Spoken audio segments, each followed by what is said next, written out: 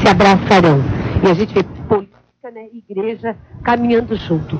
Vamos começando aqui com o padre Pedro Damasio aqui, falando um pouquinho do tema da campanha da fraternidade, o objetivo mais forte que ele quer alcançar. E por que a igreja, de repente, se envolve na política? Uma questão que eu quero aqui colocar, padre Pedro, onde muitas pessoas dizem, olha, vinham muito tempo reclamando de certos posicionamentos de padres diante da política, quando eles usavam de um microfone na sua igreja, diante das demais pessoas, e até faziam campanha tendenciosa para o seu partido político. Isso a gente viu aqui dentro de Criciúma, né?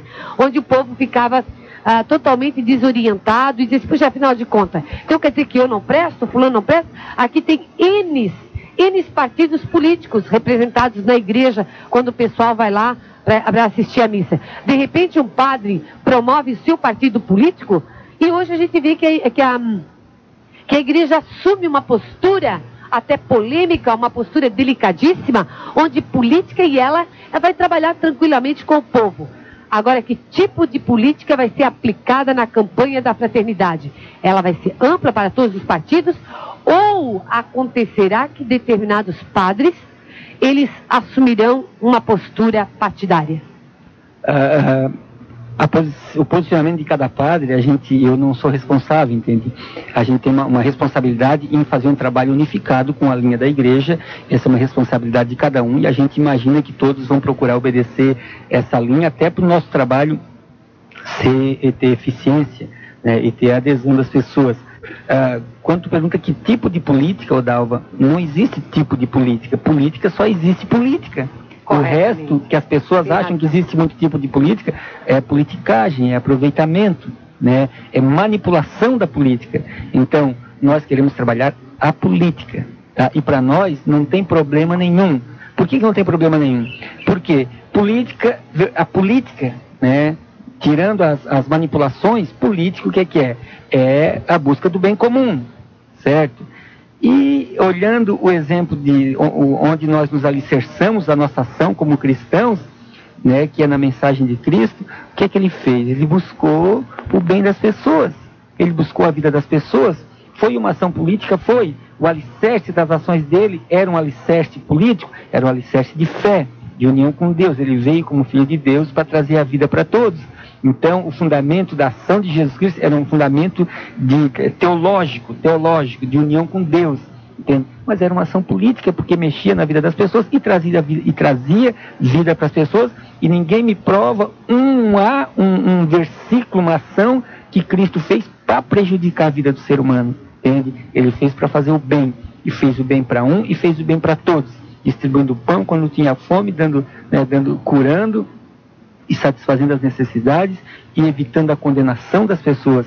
Então a política também vai por esse campo, a política verdadeira, e a igreja vai atuar nesse sentido. E o objetivo da campanha, eu creio que ele é muito bonito, são vários objetivos, entre eles tentar fazer com que as pessoas tomem consciência da importância de nós participarmos com consciência de todos os momentos da vida do nosso país, participarmos dos organismos que possam interferir dentro do processo de governo, né, para que as coisas sejam encaminhadas em benefício de todos. Então, esse é um objetivo. Outro objetivo é despertar as pessoas também para a participação, mesmo dentro da igreja, fora da igreja. E outro objetivo é ver se a gente consegue realmente mudar esse tipo de política que existe dentro do nosso país, né, que privilegia poucas pessoas e acaba marginalizando muito. Então aqui, se me permite ainda um momentinho, essa campanha ela tem uma sequência do ano passado. O ano passado era sobre os excluídos, e a direção era mais no sentido de cada cristão, as comunidades, as igrejas, procurarem ajudar as pessoas necessitadas. E muita gente ajudou, e foi uma coisa muito bonita, só que resolveu uma pequena parte. A outra parte maior ainda é um problema mais sério, é um problema mais que está dentro das estruturas de governo da sociedade, que acaba excluindo, que acaba marginalizando. E essa campanha vai tocar um pouquinho, então, nessa questão. Retorno até a uma pergunta anterior que eu fiz, onde o povo aqui me questiona. Dalva, o tipo de política, certo? As pessoas que ainda não estão bem ao par aqui da campanha da fraternidade, ela vai ser partidária. Quando você diz que você responde por si e não por todos, está certo, está correto. Mas eu te pergunto uma coisa, padre. Vocês, quando se reúnem sempre, discutem ali uma ideia central. Essa ideia não, por exemplo, seja central, que ela vá de encontro aos anseios do povo, ela não é acatada por todos? Ela deve ser acatada por todos e isso não tem dúvida. Né? Aí quer dizer que tem filhos desobedientes também. Cada pessoa às vezes reforça mais um aspecto. Mas esse ano, a reflexão que a igreja fez está uma reflexão muito correta, muito autêntica e, ao mesmo tempo, muito ponderada nessa questão de partidarizar algumas reflexões. Então, nós temos subsídios muito claros, muito tranquilos e nós cremos que a gente vai caminhar juntos, inclusive, essa tentativa de a gente ampliar essa discussão, não só para a Igreja Católica, né, mas como é um problema do Brasil, que a gente consiga se dar as mãos, né, para elevar o nível de participação consciente, participação política das pessoas, porque eu acredito que todo mundo quer um Brasil melhor para todos nós. E vamos conversar aqui então com o presbítero Eliseu de Souza, né? O que ele acha desse tema, a campanha da fraternidade, política e igreja? Bom, Dalva, eu aproveito também para cumprimentar o padre Pedro Damasio, que já nos encontramos, né, em outras ocasiões, quando aqui são levantados no seu programa, como sempre, temas importantes, e nós não olvidaríamos da oportunidade de estar aqui também, trazendo a nossa contribuição no sentido de tentar ajudar a nossa sociedade a entender melhor a questão da participação política do povo em geral. O que se precisaria colocar, Dalva, a princípio, é a questão da ótica que o povo tem com relação à política. Existe um certo misticismo e até equívoco com relação à palavra política, que é uma questão etimológica, é uma questão de semântica, que se precisaria ser observado e visto que o padre colocou bem, existe uma diferença entre política e politicagem. O que se exerce, às vezes, em alguns setores da sociedade, e na grande maioria deles, é a politicagem. O que nós queremos, realmente, é que a sociedade entenda a importância de que nós todos somos um ser humano, e o ser humano é um ser político.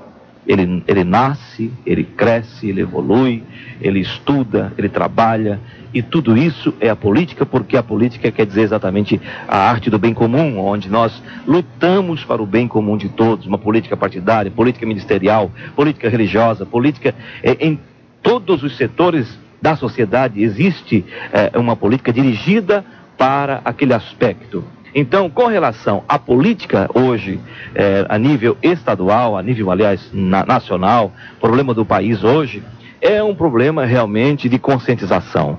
Eu ouvi atentamente o discurso do Papa, que dizia, né, acima de tudo, no seu discurso, de que o Brasil vive uma crise institucional. E isso me preocupou e acho que o Papa foi feliz na sua colocação. E eu tenho dito isso reiteradas vezes, quando tenho oportunidade, de que nós estamos caminhando para um caminho perigoso, e venho dizendo isso há algum tempo já, de que as instituições, Padre Pedro, têm sofrido grandes abalos. Quando existe um problema, vamos supor, dar um exemplo prático para que o povo entenda. Se um padre, de repente, aconteceu algum deslize na sua vida, então a Igreja Católica é ruim por causa disso, por causa daquilo, porque o padre aquele é isso e aquilo. Se um pastor tem um problema, porque aquela igreja não presta porque aquele pastor fez isso ou fez aquilo. Se um político erra, a classe política toda não tem política, é corrupto porque um é corrupto. Não se pode generalizar.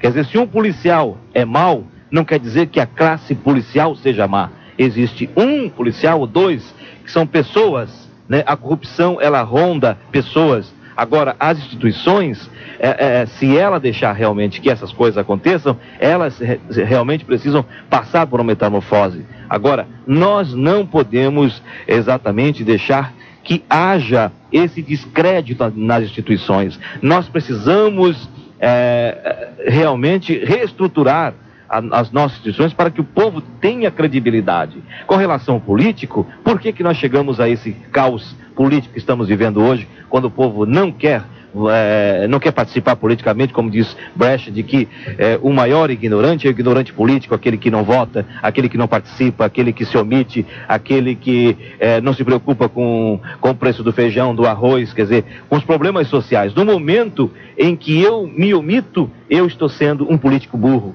No momento em que eu deixo de dar a minha opinião, no momento em que eu deixo de participar como cidadão, como pessoa, dando o meu voto consciente, eu deixo de fazer e prestar um serviço à minha nação. O que nós apontamos e vemos nesse momento como importante na campanha da fraternidade é exatamente a coragem que a Igreja Católica teve de tentar criar essa consciência, no sentido de alertar os seus fiéis e o povo em geral, da importância de nós participarmos conscientemente do processo político em nosso país. Porque a partir do voto consciente, a partir do momento em que nós tirarmos do seio da sociedade esse cancro que existe no meio de nós, dos maus políticos, das más pessoas que se utilizam do poder público, se utilizam da máquina pública, se utilizam do capital, se utilizam do dinheiro de empresas, empreiteiras, para comprar o voto em época de eleição, para depois se eleger e exatamente depois lutar contra o povo. Agora, do outro lado também, Dalva, não se pode dizer de que o povo não tem culpa, porque não existe corrupção sem corruptor e sem o corrompido.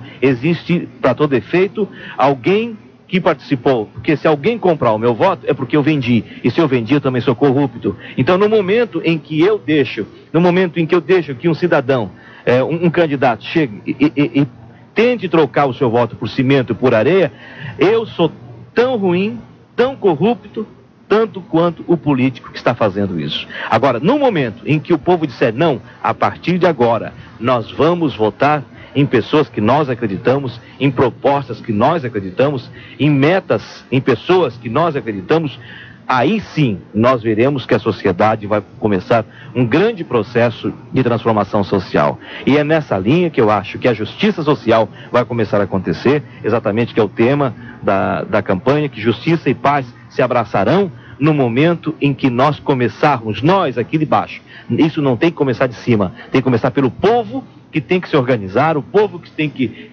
estar consciente de que o voto dele é importante e que ele tem que participar de todas as ações, de todos os movimentos. Ele tem que ser um ser ativo, um ser político, para que possa dar a contribuição para a transformação social. E aqui vamos para o plantão William com Paulo Medeiros, 11h01. É isso? Com certeza, a loja Minutos. Aqui nós vamos primeiro fazer a pergunta. A Maria, fala, amiga bonita. Salva. Oi. Eu queria fazer uma pergunta para o senhor Eliseu. Ele está no ar? Está aqui. Eliseu, escuta, sim. Eu te conheço pessoalmente. Sim. E admiro muito a tua pessoa. Amém. Gostei muito das tuas palavras que veio reforçar até a Igreja Católica. Obrigado. Que está sendo muito criticada na boca dos crentes. Uhum. O porquê? Você me mencionou que escutou a mensagem do Papa e ficou preocupado. Você ficou preocupado porque achou palavras bonitas ou você protestou o que ele disse? Porque o crente protesta muito o Papa e diz que o Papa, enquanto o católico tiver o Papa como a pessoa da frente, o católico vão todos para o inferno. O Papa é um número da besta. O porquê que o crente diz isso e precisando no quê? Ele tem essas palavras dentro da igreja crente ou isso é coisa da cabeça dele? Ô Dalva, primeiramente, Maria. É Maria? Sim. Maria, é um prazer poder conversar com você no ar. Sim.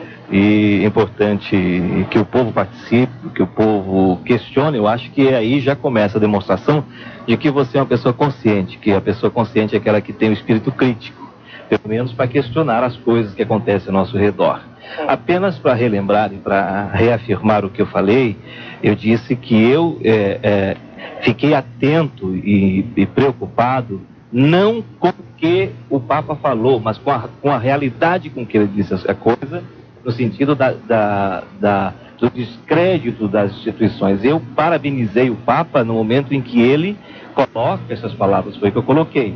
Eu fiquei, inclusive, preocupado com a realidade do enfoque. Agora, parabenizei ele, inclusive, publicamente, no discurso que eu fiz na Câmara, porque ele elucidou exatamente o quadro que nós estamos vivendo hoje no Brasil, que é o descrédito das instituições no país. Então, veja bem, não tenho nenhum problema, aliás, você é testemunha disso, de que eu ouvi, né? Eu tenho certeza que milhões de católicos nesse país não ouviu o pronunciamento do Papa. Eu, como religioso de outra denominação, eu tive o cuidado e atentamente de ouvir, né, o pronunciamento do padre, porque isso diz respeito à nossa vida. Ele é um ser também político, ele é um ser religioso, e atrás dele não está só o Papa, está uma instituição religiosa. Existe no mundo centenas de milhões de pessoas que são adeptos, né, do Papa e que respeitam o Papa, e nós, como evangélicos, temos uma outra postura e outra visão com relação ao Papa, mas eu particularmente, se eu falo de mim, eu respondo por mim, eu tenho maior respeito e consideração às demais religiões. Eu acho que religião é uma coisa que precisa ser analisada, né? É uma coisa que deve ser apenas orientada e conversada e nunca discutido, né? A palavra religião quer dizer religare, é o canal que liga o homem com Deus. Não é a religião, não é a placa de igreja que vai levar ninguém para o céu. Quem leva alguém para o céu, quem vai nos levar para o céu, é Jesus, que morreu por nós na cruz do Calvário. Foi Ele que veio trazer a paz, foi Ele que veio nos ensinar o amor, foi Ele que veio nos ensinar a fraternidade. E é evidente que não são as placas denominacionais que vão nos distanciar da cruz, porque se for este o motivo, então Jesus veio aqui em vão. Ele veio para que nós fôssemos um. Agora, o que existe, assim como existe, Maria, a ignorância política, existe também a ignorância religiosa, nos dois lados da história. Se nós fizéssemos um retrospecto de toda a história da igreja, nós veríamos que houveram muitos erros no passado. Muitos erros se têm cometido, muita atrocidade se tem cometido em nome de Deus, em nome da religião. Mas nós temos que ficar atentos de que em todos os setores da sociedade e também da igreja como um todo, como instituição, existem pessoas conscientes e existem pessoas inconscientes. É evidente que quem critica o Papa, talvez pela sua inocência ou pela falta de conhecimento, ou dependendo da sua ótica teológica da coisa. Agora, isso não vem ao tema nesse momento. Eu acho que nós temos que buscar as nossas soluções. Se temos diferenças, mas temos muitas coisas em comuns, principalmente no que tange a fé. Nós cremos em Jesus, cremos que Ele morreu por nós, Ele é o nosso Salvador, e é através dele que nós haveremos de chegar ao céu, haveremos de alcançar o nosso reencontro com Deus, com a vida, com a sociedade. E é evidente que nós não podemos ficar dentro do templo, dentro de nós mesmos e dos nossos segmentos e das pessoas que estão ao nosso redor, brigando em torno da cruz. Eu sou muito revoltado contra isso, porque também, Maria, eu passei por uma discriminação semelhante. Você se sente ofendida quando, no momento, alguém fala do Papa, né?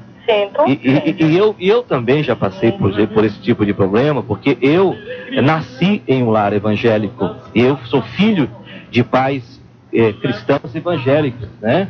Então, quando eu era pequeno, quando eu era menino de escola, muitas vezes, eu até disse isso para alguns companheiros há poucos dias na Câmara de Vereadores, né, quando alguém fazia uma defesa da raça negra, eu disse, mas não é só um negro discriminado nesse país.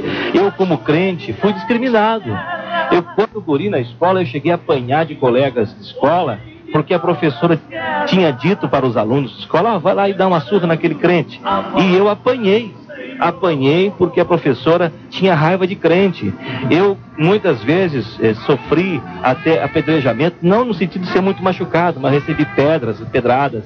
Uma vez eu estava pregando, quando era garoto de 15 anos, no local onde tinha pessoas marginalizadas e que a gente queria levar a palavra de esperança, e de repente veio alguém, uma pessoa, não sei de onde, atirou um ovo podre, e esse ovo pegou no meu rosto e me sujou toda a roupa. Mas, no entanto, não foi por causa dessa pessoa que eu acabei, dizendo, não, porque foi um católico que fez isso. Não, foi uma pessoa ignorante, foi uma pessoa que está longe da realidade, uma pessoa que está longe de Deus. O que nós precisamos buscar, Maria, é exatamente isso, buscar a certeza de que nós estamos caminhando para um fim. Nós precisamos sim crer em Jesus, Ele que é o Salvador do mundo, Ele que veio para que nós tivéssemos vida e vida com abundância. Viu, Maria? Bom dia, Dalva. Não, o problema é o seguinte, é que a gente sempre vê essas críticas em boca de pessoas que não têm a prática que o senhor Eliseu tem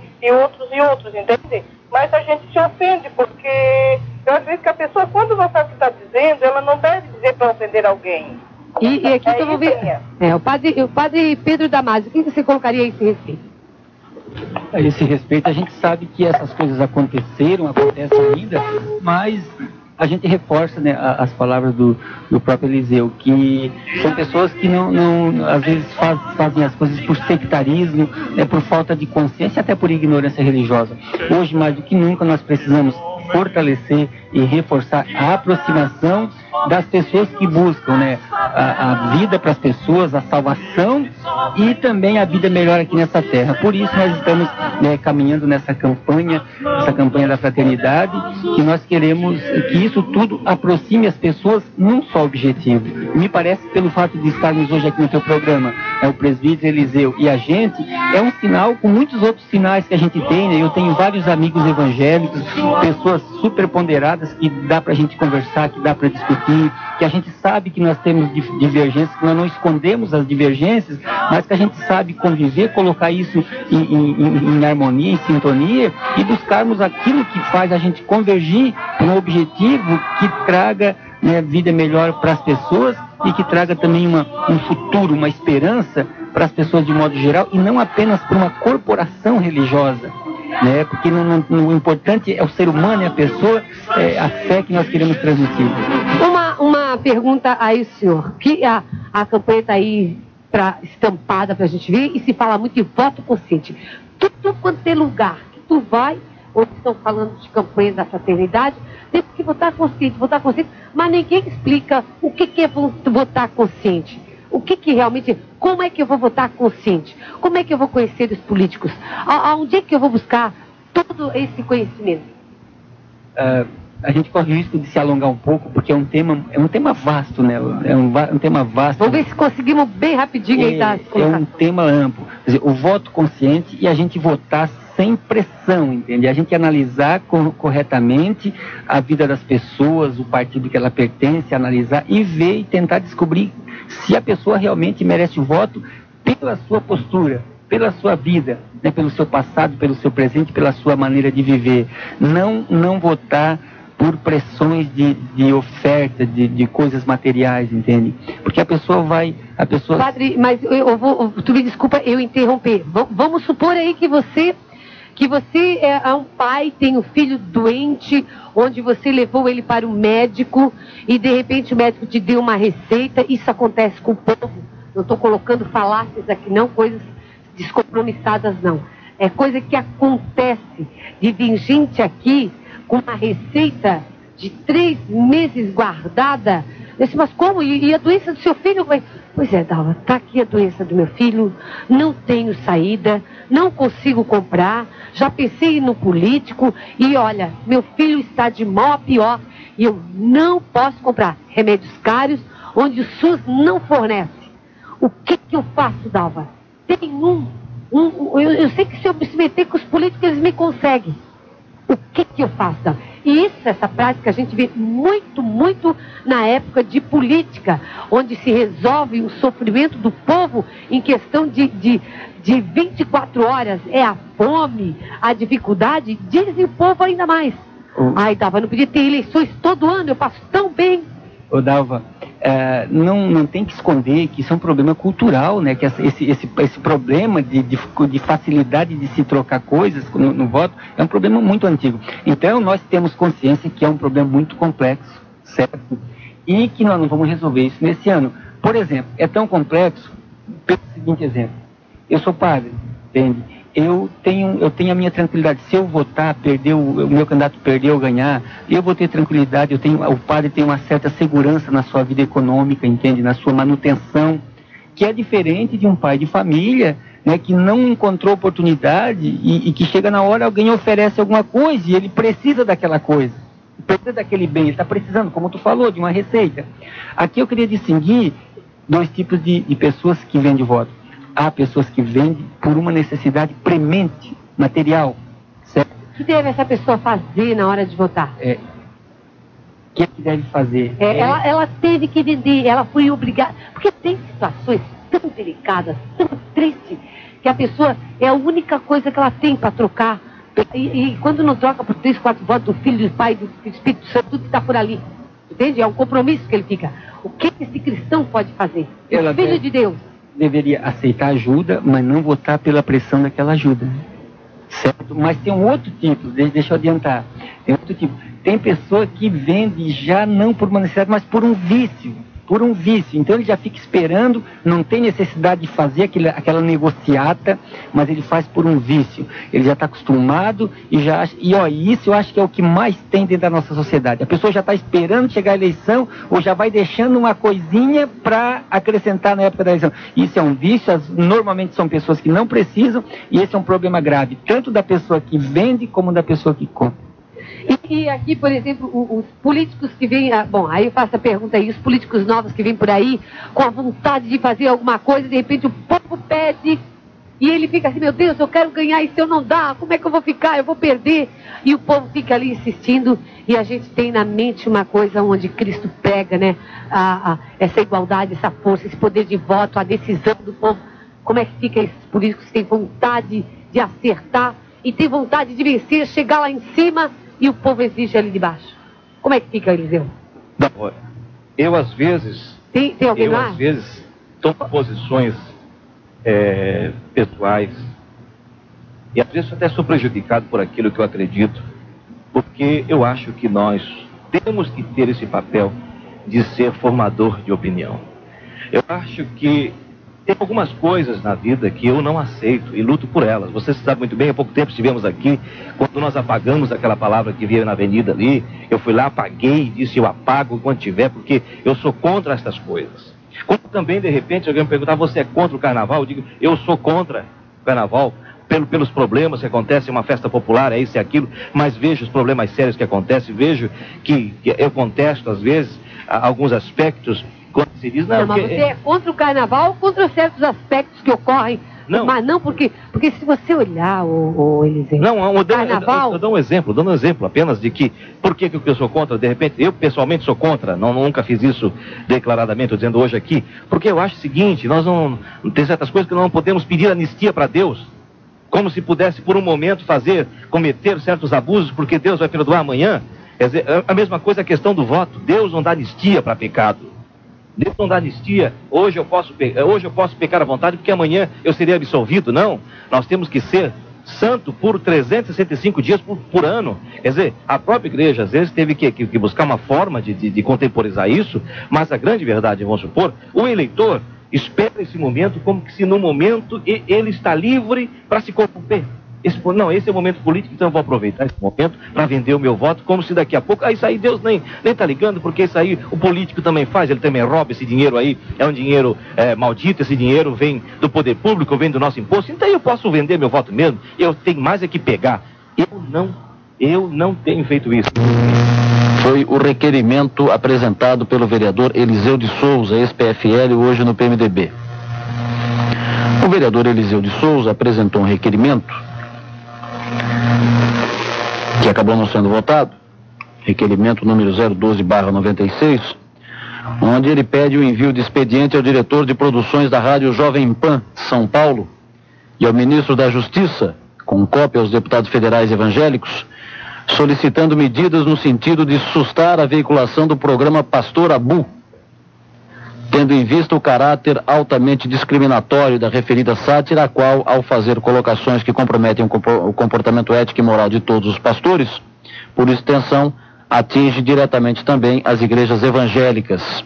Foi o que disse, foi o que colocou o vereador Eliseu de Souza no requerimento que encaminhou ontem à mesa diretora da Câmara de Vereadores. O vereador Eliseu, então, quer tirar do ar o programa do Pastor Abu, que é veiculado diariamente pela Rádio Jovem Pan. A proposta do vereador Eliseu não recebeu apoio dos demais vereadores e, por solicitação do vereador José Paulo Serafim, o projeto foi para análise das comissões, não foi votado na sessão de ontem da Câmara de Vereadores. Certamente, Criciúma tem outros problemas mais sérios para a Câmara se preocupar do que o programa do Pastor Abu na Rádio Jovem Pan. Problemas bem mais graves que preocupam muito mais a comunidade de Criciúma. Agora são 7h49, 7h49. Esta foi a síntese da sessão de ontem.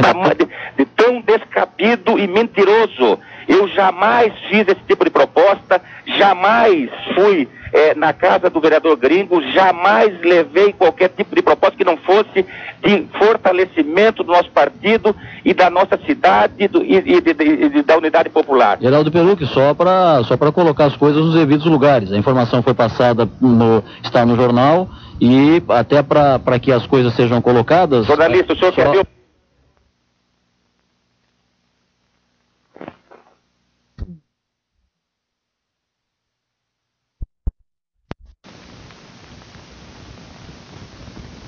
Zé Hilariano e o vereador João Zanetti, que não ganharam nada em troca, pelo contrário, ganharam mandato com voto popular. Geraldo Perucchi, não ganharam nada em troca, e não é esse o meu estilo. Geraldo Perucchi, só para lembrar... com esse tipo de comportamento, vereador, jornalista Deloleta. Geraldo Perucchi, só para lembrar, a informação foi passada aqui no programa, ao vivo, pelo ex-vereador Antônio Sérgio de Lima. Não é verdade, o senhor levantou no final do seu programa ontem esse assunto. Mas o senhor ouviu a gravação agora do ex-vereador Antônio Sérgio de Lima? O senhor foi atrás do assunto, jornalista Deloleta. O senhor ontem deveria ter ouvido os dois lados no mesmo horário, com o jornalista, com o Gringo no ar. Eu gostaria de um debate no ar com essa pessoa. Mas ele não está... pegou uma informação de fora do contexto geral e nos coloca como pessoas que corrompem. Eu estou cansado desse tipo de comportamento antiético da imprensa de Criciúma, e o senhor é um desses antiéticos que leva ao ar coisas que realmente nos frustram e nos deixam querer não fazer mais política. Realmente eu gostaria de, nesse momento, acusar o senhor de levantar um assunto descabido. Perfeito. Primeiro, o senhor deveria trazer ao ar